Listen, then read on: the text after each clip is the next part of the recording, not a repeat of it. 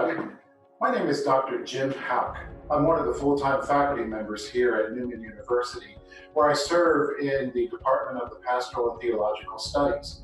I'm also a licensed professional counselor in the state of Pennsylvania, and I've been asked to provide a short video just explaining some of the issues that we need to be aware of regarding our emotional and mental health during these times of the COVID-19 crisis.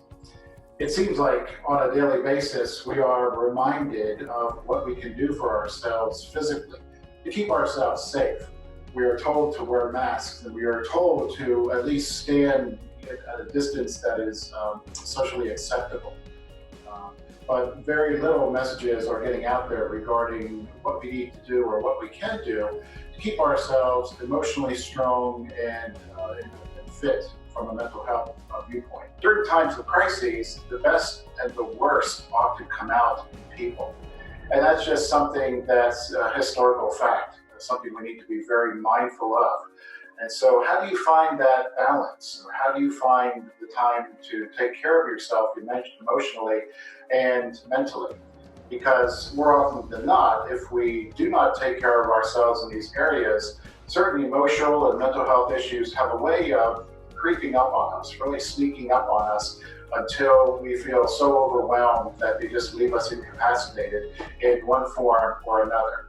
So it is very important to not only pay attention to how you are doing with your emotions and mental health wise, but also some safety tips to keep ourselves just mentally and emotionally fit. Know your limits during this time. This is not a deficiency. This is not something that's your fault. It's actually wisdom that keeps you from overextending yourself.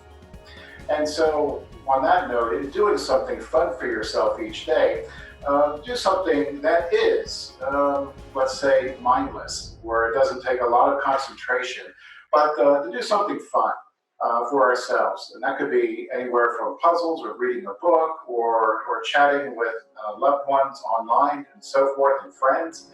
But do something each and every day for yourself. Also, make sure it's also a good idea to make sure that you are getting enough exercise. Whatever that is, if you're able to do something in your home or an apartment, that's fine. If you're able to get outside and go for walks, that's also important as well. And along with getting enough exercise and fresh air is getting enough sleep, getting enough rest, because this is also a nice way to recharge our batteries and to take care of ourselves from a mental health and emotional standpoint. And also give yourself permission to say no to some things. But again, knowing what you can and can't handle, and knowing that emotionally you're just not at your best on a certain day, give yourself permission just to say, no, I'm sorry, I can't. I need to take care of myself today. But then when it's, like I said, when it's time to say yes to those things, and you're coming back and able to serve in a much more healthier viewpoint. And also, during this time, please check in with your anxieties and emotions that just seem to get all stirred up with the news that's just coming 24/7 at us, because you can get just so glued to the TV or the internet, the radio or whatever, because we want to be informed, we want to know what's going on, but we can also start to feel so overwhelmed and getting to a point of hopelessness and despair as when will this end? So do give yourself permission to turn off the TV or the internet and not watch the news for a day or so, and just monitor your anxiety.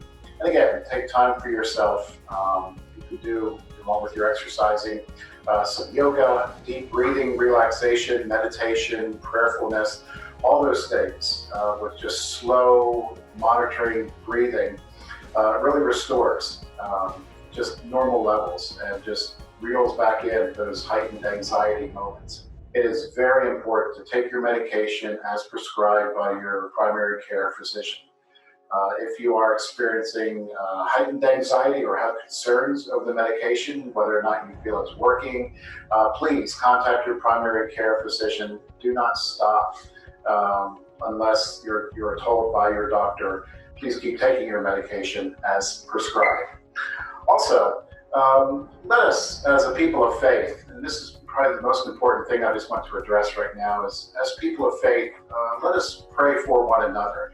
Let us hold each other's in our thoughts, in our meditations, and our prayers, because it just has been shown over and over again in the mental health literature that prayer is a definite building block, a major factor when it comes to building hope and resiliency in us. So let us hold one another in prayer. Let us continue to check on one another.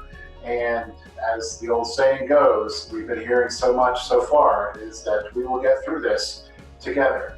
So be safe out there, be smart, take time for yourself, always check in where I am, emotionally and mental health wise. Just continue to take care of yourself and your loved ones. Okay? It has been my pleasure to share this brief video with you. So do take care, and God bless you.